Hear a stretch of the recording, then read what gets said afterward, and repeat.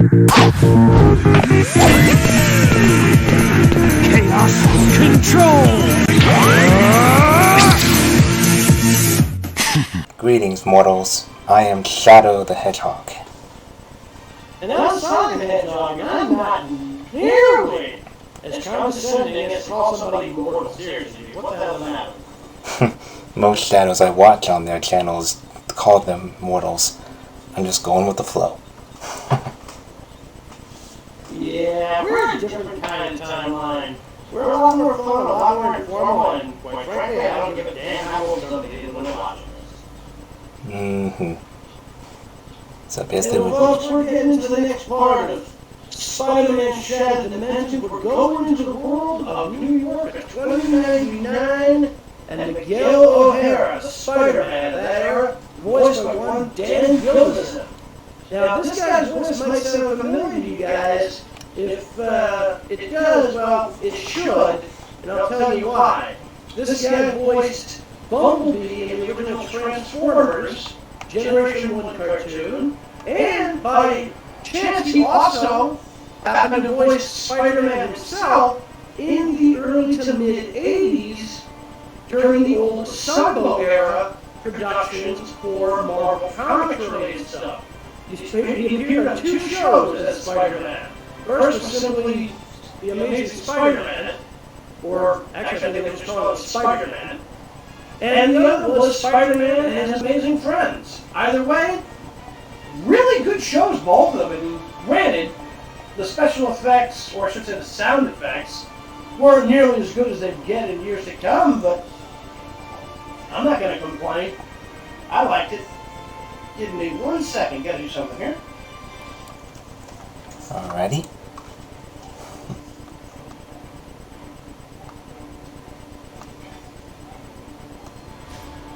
And I'm back. Okay, had to take care of something real quick.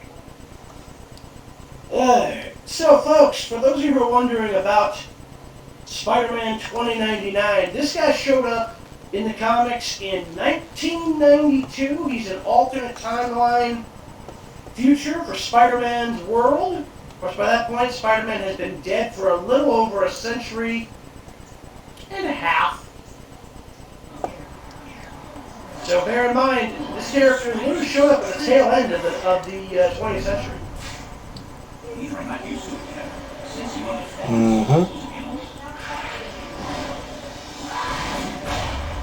Yeah, Spider-Man having a spider sense in 2099 did not happen with this version of the character, by the way. There are 2 versions of the Spider-Man of 2099, and you can call me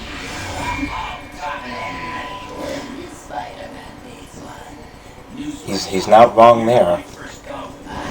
But this goblin has one thing the others never had. The fragment is, and with its power. And for those who are wondering, yes, that is Steve Bloom, utilizing the same voice he employed for Starscream and Transformers Prime, playing the Hobgoblin.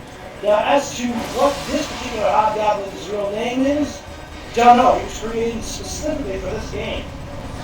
By the way, the apparent webbing between the arms and torso of this Spider-Man do not exist in the original comic. Instead, it was a cape-like airfoil that the Spider-Man of 2099 could utilize to ride air current when there was no real way to utilize his webbing safely. Although it also helped to augment his web strength. Yes, I read a lot of Spider-Man comics over the years, and I've read all of Spider-Man 2099 as well, so I know how. But yeah, those web foils go on between his shoulders and underarms, whatever, and his torso do not exist in the comic itself. It's an air look like that. Again, it's basically a web cape. And there went one elevator, smashed to pieces. Well, I'm sure they're qualified for the elevator. Anyway, the Hobgoblin design here is based off the design that utilized for Gabriel O'Hara, the half-brother of Miguel. So, Get your claws on that. That's why I asked. That's why he asked. Yes, you just said that.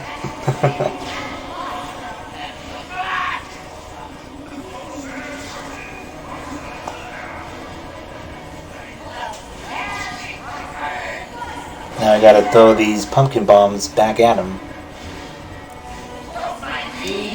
But I was wondering about what the Hobgoblin character is.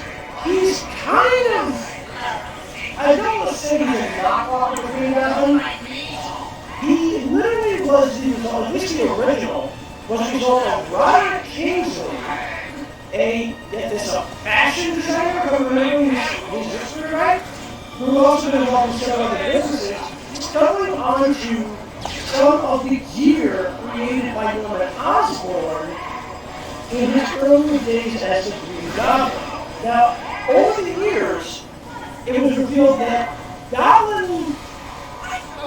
Goblin, Norman Osborn, basically had a split personality for a long time. There were times that he didn't even realize that he was the Green Goblin. And during the time when he was a Goblin, he had utilized his finances to create multiple headquarters for himself so that they could use them and have them all in the city. He found one of them and decided to basically repurpose several pieces of costume and gear to create a Hobgoblin.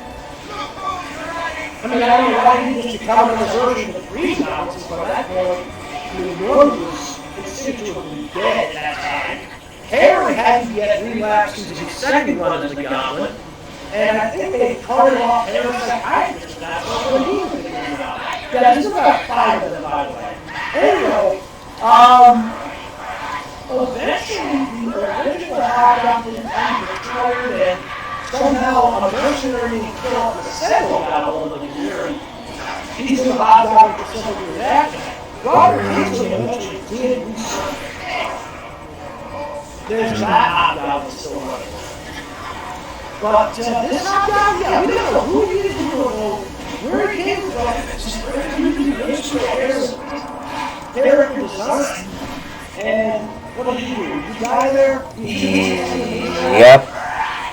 Yeah. Don't fix all the life. You can't multitask. You're not very helpful, are you? Like I said, this was a learning experience in this battle. Yeah, right. I mean, imagine trying to duck and throw the bombs back at them is kind of a little unnerving. I was already before the spiders. Anyway,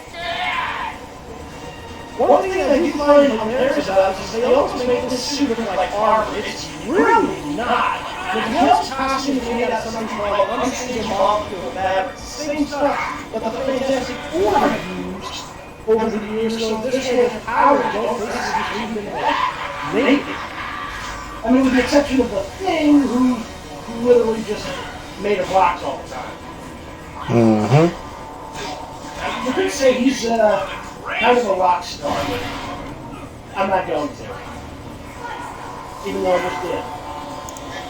Always missing is an instrument.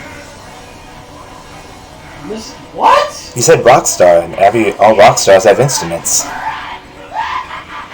You know, musicians. Oh my God, Shadow.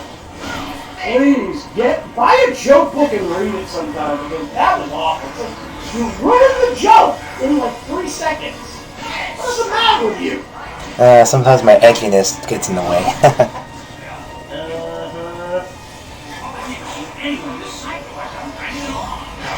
You've never seen anyone this psycho? I can name a few. Trust me, he's seen people who are a lot more psycho than us. His brother is one. Actually, both of his brothers are. So apparently you have to dodge it and use the web kicks to hit him when not getting hit by his white beams. Yeah, but if anybody's been wondering why it is that, for example, like Reed Richards can stretch and the super stretch with him, or why Sue Storm's ability to turn invisible doesn't leave her like disembodied costume running around, or why Johnny Storm doesn't burn all his clothes off when he's literally air butt naked Every time he uses fire, that's why. Unstable molecule pattern. Why are you running right into it?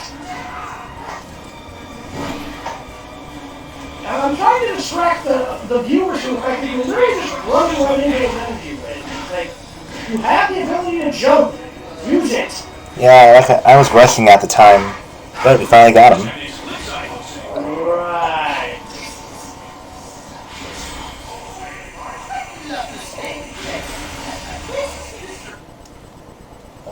Yep, we got things to destroy. Now I gotta do some upgrades. Always check for upgrades in case there's anything. I want to update your health. Well, I have to get more golden spiders. Mm-hmm. And beat more challenges, of course, too. Right. But yeah, when we get to the Sandman part... You're getting a lot more, but at this point you're kind of... Yeah. Don't worry, once we get to the Sandman part, he will get some more health upgrades. Oh, trust me, it's going to get worse. When did you go up against Scorpion 2099? I did watch a video on that on that part. I have a lot to learn from it. Interesting note. This is the part where I'm a little weirded out by the fact that you're using Miguel and you think he was the version that doesn't have spider sense. Because later on he goes up against the Scorpion of 2099, and that's from an alternate version of 2099. Because the Scorpion of that particular version is literally Miguel's other half-brother, Kron Stone, and in the original 2099 timeline, he becomes Venom. Wow. Yeah. Also, a little weirded out that they've got Carol Trainer running around, or at least some version of her, in this as the Dr. Octopus in 2099, because she's a character from modern day. Very briefly utilizing Octopus, yes, but well, at this point, I'm not sure I care to worry about it too much. Time to play Take the Guns Away. Yes. Now we have to dodge guys with electric batons. Yeah, something like that.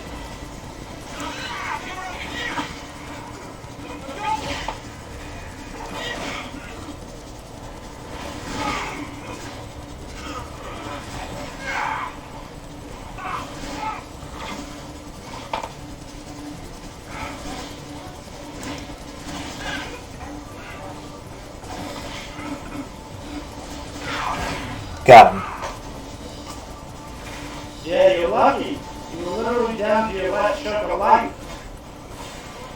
Yeah, whenever I play these games, I sometimes have a good run or have a close call.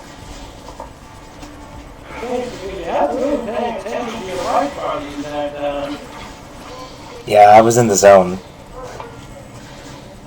no, if you were in the zone, you'd have been keeping an eye on everything, you wouldn't have had to worry about it. Well, at least I wasn't. At This least, is part of being a zone, yes. well, at least I stayed away from the danger zone. Every single fan top wants to hate you.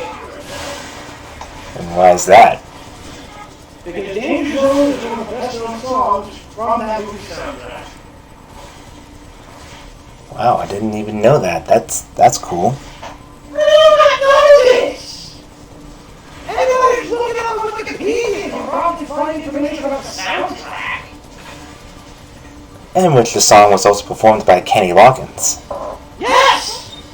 And he said he literally had it specifically commissioned, I do believe, as part of the soundtrack. I don't know if they commissioned that particular song. They just said, hey, we want to make a song for this movie. What we got was Danger Zone. If I get time, I'll probably watch that movie and get the idea. I'm kind of thinking about picking up Super Robot Wars 30 when it comes out. I mean, it's on freeway.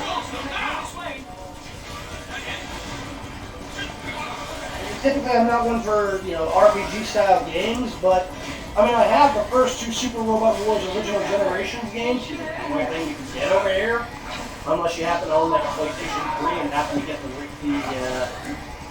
version that was released in Europe. So what exactly is Super Robot Wars? Basically what I would say is, describe this? You play games like Final Fantasy and the like? I've played a few. It's not really one of my high-rated favorite games. Well, basically, think of it as like that kind of thing, except with giant robots, and you get cutscenes of the giant robots doing things. Now, it's a big show. Well, it's a big series in Japan. It's been around. I can't even count how many freaking games there are at this point. But they've utilized giant robots and sometimes stuff from just whatever reason, I don't know why, from all over. I mean, you got characters and machines from Evangelion, from Macross. More recently, they had Go Lion, which was the Japanese version of the original Lion Mobile Suit Gundam, and its various spin-off shows. It had Mazinger Z in there for the longest time. They just announced they're bringing in Gridman, so I kind of laugh at that, because it's not even a robot. But, yeah, no, I would definitely recommend looking up Super Robot Wars on YouTube later. Just make sure it's the version with English translations, or you're going to be completely lost. Or I can just have it with the English subtitles. Well, no, the game itself would be, like, the actual text would be in English, and yeah, some of them might actually have subtitled dialogue if there's any like straight up Japanese dialogue, but I mean there are versions of this that were released in Europe even though they weren't released over here, simply because in the US it would have been a licensing nightmare. But yeah, no, Super Robot Wars 30 I think is like the first official game to see US release that wasn't the Super Robot Wars original generation game, because basically original generation was literally two Super Robot Wars games where they just used the original characters created specifically for the game rather than anything that was established from pre-existing anime or manga. Now here I was destroying jet bikes, so it's kind of like there's some dodging and timing. And that's still the public island, too. And I have to recover at least 3 times, you know, trying to do 2 things at once.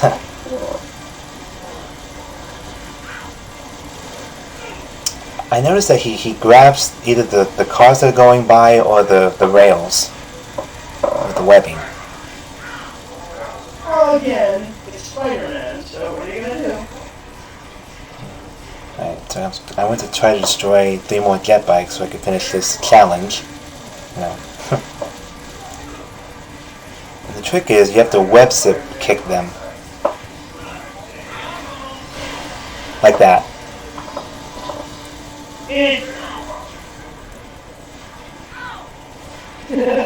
Yeah, because Spider-Man is citizen, no.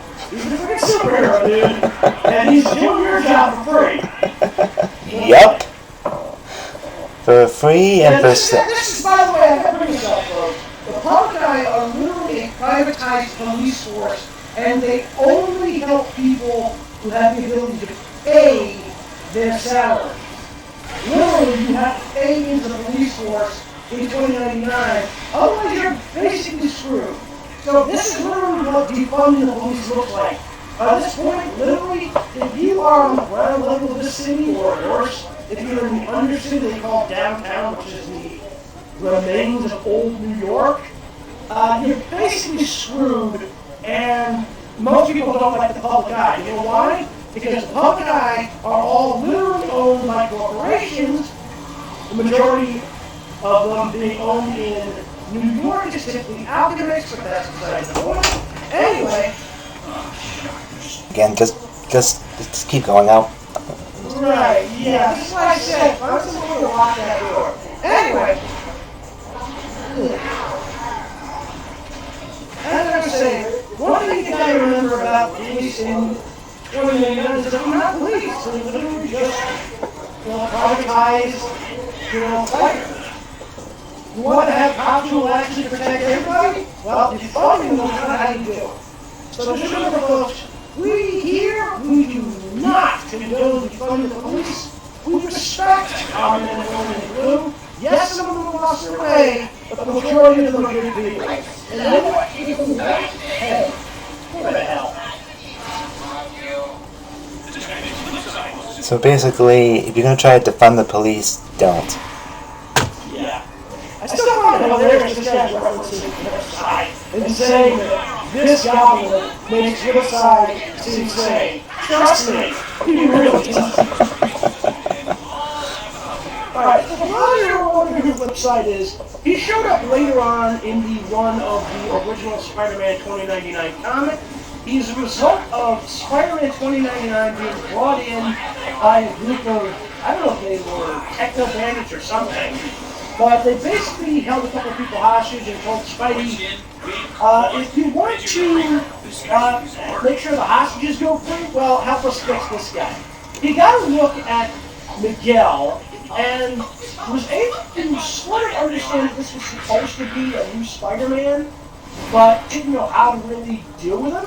So the machine's ultimate decision on how to activate itself was basically combine elements of Miguel, Venom, and Peter, and then activate that way. It was, honestly, it wasn't a bad look.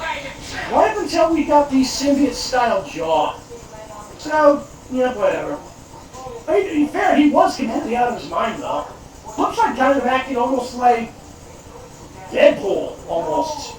Except without the charm. If you can imagine that. I've never known Deadpool to have charm. Really? Really? You've never read a Deadpool comic in your life, have you? I've read a few. It's just been a long time. Well, it must have been very early in his career, because these days, having his charm is the insanity, because the insanity is done in such a way that makes you want to laugh and kind of enjoy it, not kind of roll your eyes and go, God damn, somebody shut this movie thing up. Okay, I'll show it. Oh, there goes that elevator.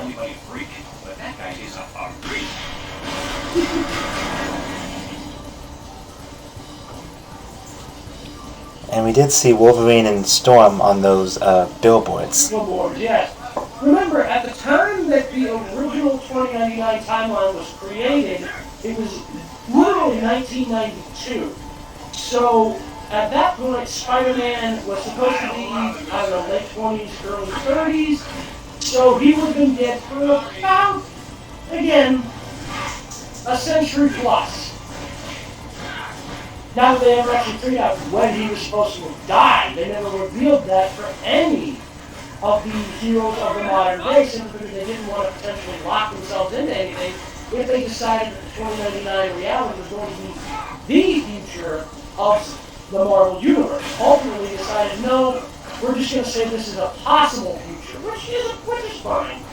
I will admit though, Spider-Man 2099, I love the costume design. Mm-hmm. Same here. I like it too. It's nice. I don't like the white version of the suit. It just looks too cheesy. I mean, if you do like it, hey, that's fine. More power to you. Personally, I was not a fan. Now, for those of you who are wondering who else was in 2099 imprint, I'm not going to be able to remember all of these, but I'm going to run down as much as I can. Aside from Spider-Man 2099, you also had Doom 2099, Fantastic Four 2099, Ravage 2099. Ravage was completely original to the 2099 universe as far as I'm aware, by the way. Fantastic Four 2099, Hulk 2099, X-Men 2099, Ghost Rider 2099.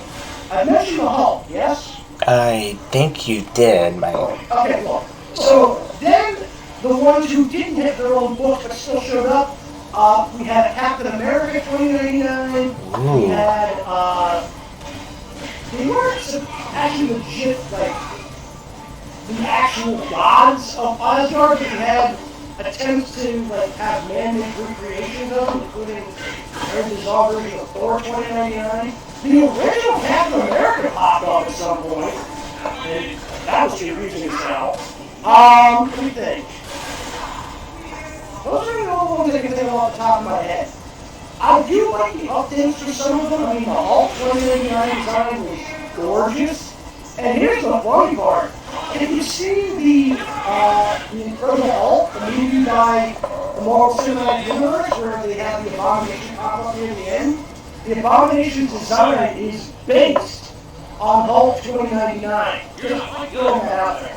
Oh, wait. Where'd you come from? Spider, I spoiled a mystery. Yeah, why would you want to spoil a good mystery? Well, of course, it wouldn't be a mystery if we knew who he was, but, you know, we don't. Mm-hmm.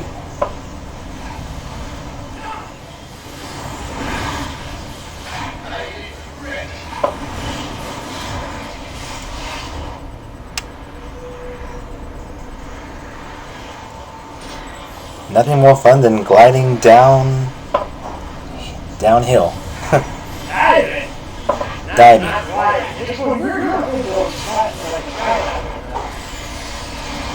Especially trying to dodge falling debris. Well, no, you're falling faster than the debris. So. And some more punches.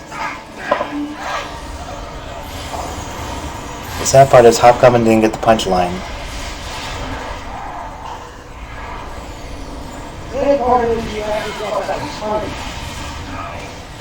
Not everyone's perfect. And now the moment we've all been waiting for, hopefully.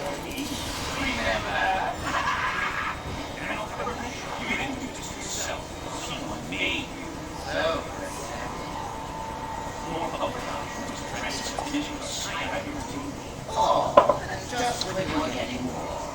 We'll have to continue with this discussion later. Releasing you to flee the forest range! Trained up and I've been a long time. When do they never use lethal force? Well, to be fair, they don't always in 2099 because, again, they do take their orders from the Megacorp Pyro. Which would be Sloan, right? No. Alchemax initially was run by a guy named Tyler Stone. There was a guy named Sloan who popped up in one of the other Megacorps, but I don't really remember that much about him. Because I didn't really read too many of the other books, honestly, other than a handful of issues. I know that the Fantastic Four of 2099, they were steady clones of the original, but they were never able to prove one way or another that was the case in the issues that I was reading at the time. They were largely in denial about it, so whether it leads to the case, I don't know. Doom 2099, they flat out stated was supposed to be Doom somehow de-aged and thrown forward by like a century. Crazy! As in Dr. Doom. I loved his armor design in the 2099 run. In case nobody knows, Victor Von Doom is Dr. Doom. I think everybody knows that Dr. Doom's real name is Victor Von Doom. Although to be fair, there have been instances where other individuals have taken up Doom's armor, cape, and hood, and called themselves Dr. Doom in a few different realities, including the Marvel Universe. The only thing that gets me when you think that you have Doom beaten, you destroy one of his Doom bots. Well, no, again, this was literally the case of, in the Marvel Universe, it wasn't a Doom bot. Basically, the Black Panther's sister became his student in the mystical arts, and then she managed to get one up on him and kill him, and has basically been masquerading as Doom all that time since. And it's like Goon took a punch. He's out cold. Let me make sure it's not laced with anything. It's always funny when these bad guys have a laugh and then they get hit by their own thing as they're mid-laugh. It happens. Yep.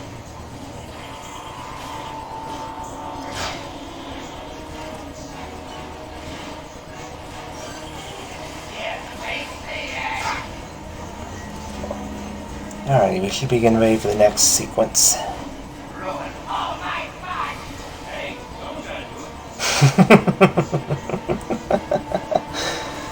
Someone's gonna ruin all the bad guys' fun. Can't argue with that. Because the bad guys have fun, innocents get harmed. Collect a few more emblems, destroy some stuff.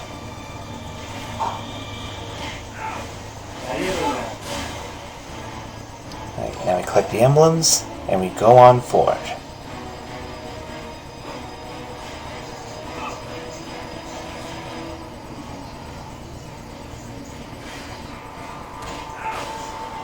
And for those of you who are wondering, I just got done watching Transformers Kingdom today. 6 episodes, not great, but better by far than the idiotic Masters of the Universe reboot. Seriously, Kevin Smith has pretty much just lost any credibility he has as a He really has. So is He-Man really dead? We'll have to wait and see. I mean, I'm pretty sure they'll bring him back again, but they'll probably do something stupid again. Mm-hmm. I mean, it's a woke show. What are you gonna do? Yeah, I mean, the original He-Man will always take precedence over these remakes.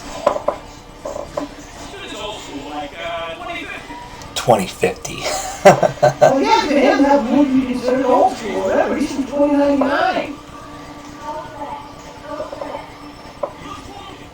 Surprised it's not a Code Blue.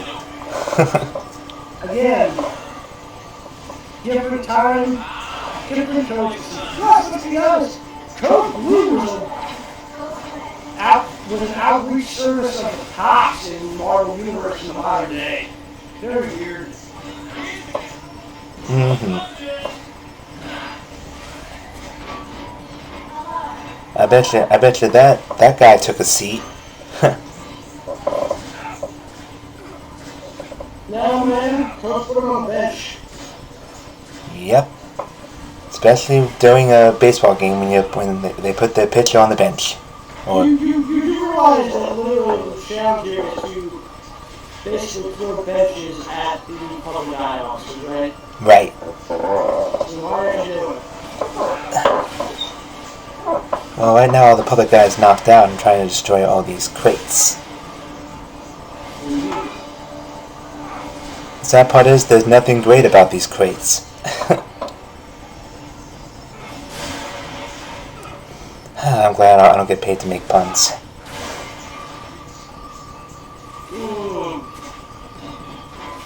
I am. Been away on my account. If I'm not there in 5 minutes, start beating yourself up without me.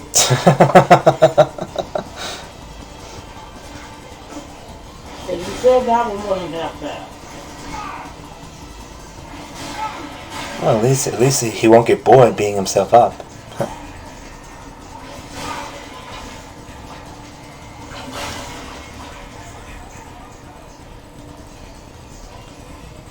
They say going up.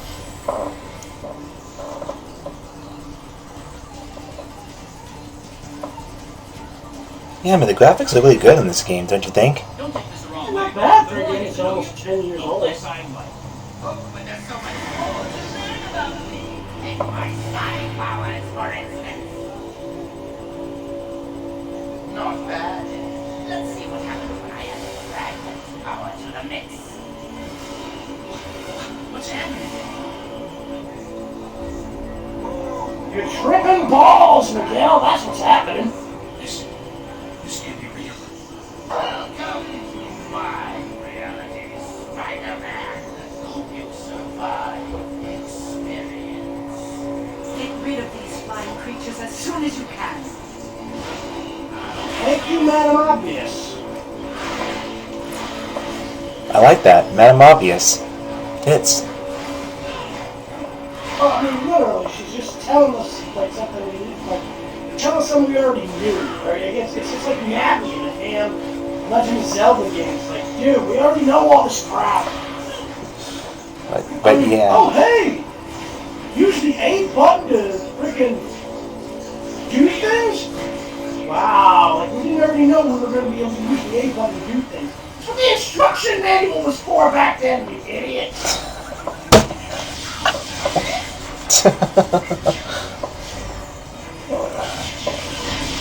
Seriously, these days, this gets really dumb with them. Hey, we're just going to throw you right into the game with no idea how the controls work.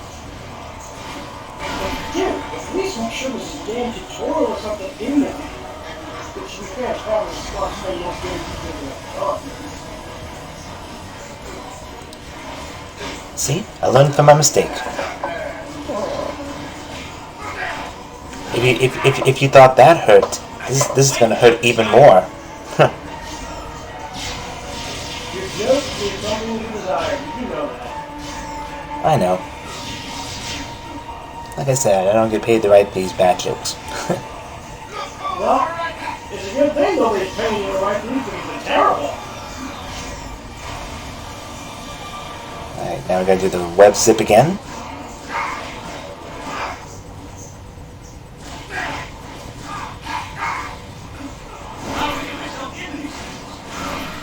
I don't know.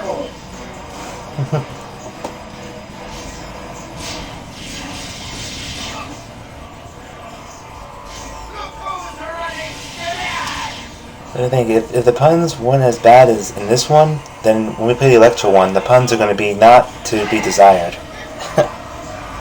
Let's just say they got caught with their pants down on the Electro puns. Mm-hmm.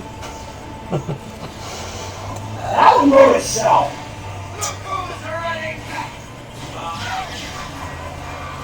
Yeah, it was either throw the bomb or dodge both. Wow. At this point, we can pretty much confirm it. Your ability to tell jokes is non-existent, Shadow. Well, I have my good and bad times with jokes. It's only if they work.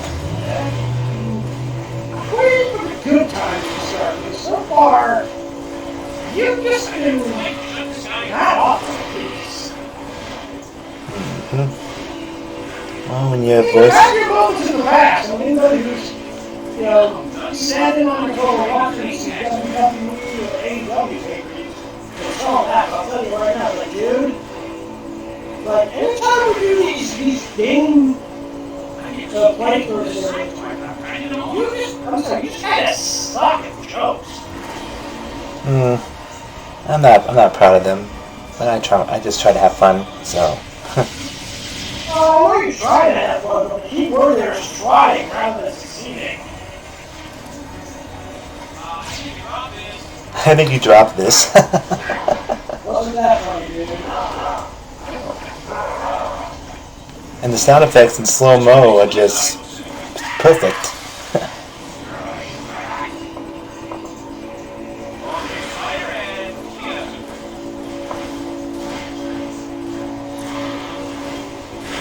Well, at least, as long as I'm not telling any of those uncle jokes, then we should be okay. What joke? Uncle jokes? Have you never heard of them?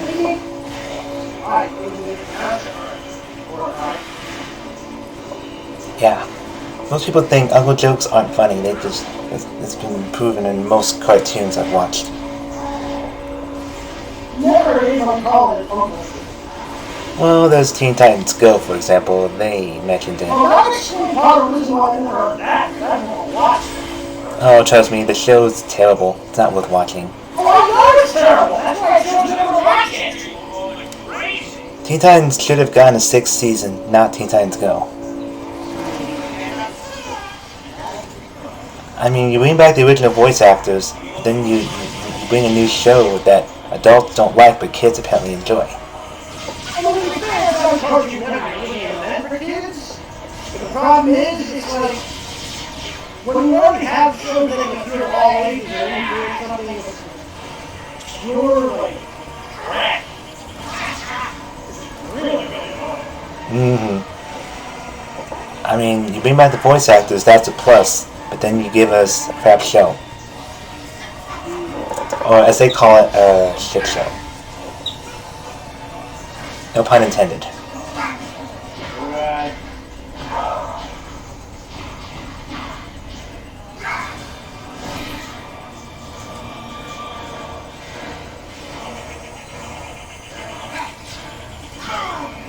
Damn, my timing was off. Your timing was off. Trust me, with all more than your timing, use those webs. You're supposed to be throwing them back at him. So why aren't you? I'm trying to avoid not getting hit by them as I try to throw them back. Well, first things first, this is the first time you see him charging one up. And you see him pitch it into the air, freaking grab it with the webs. Come on. This isn't rocket science, man. It's a video game.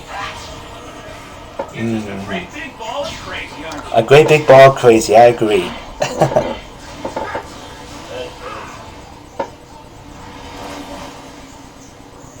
Why don't we go for a ride?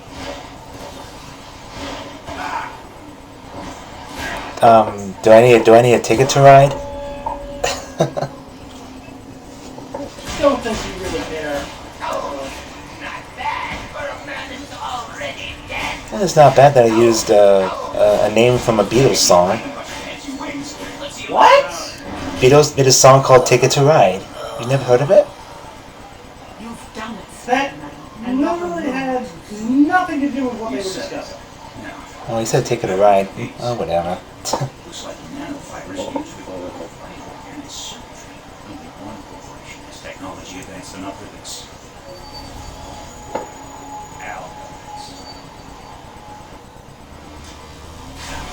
Well, there you go, folks. That was the Spider-Man of 2099. And, if you thought this was crazy, wait until you see the next time we take a trip into this particular reality. Yep, when we fight Scorpion from 2099. That will be for the next 3 or 4 Dr. parts. Octopus of 2099. Oh boy. An Osborn, no, Dr. Octavius in 2099. That ought to be fun. Octavius. Nope, it's not Octavius. It's not? Remember, it's 2099. It's a futuristic character. Technically, it's a modern-day character transplanted into the future just to have something to do, but, you know, you can't have everything with this game. Mm-hmm. Well, that wraps up this Anyway, that was it, episode. folks. And I don't know about you, Shadow, but as fun as this was, I've got things to do. So, folks, this is Sonic the Hedgehog speaking out. And this is Shadow the Hedgehog going somewhere, I guess. I don't know. Chaos Control.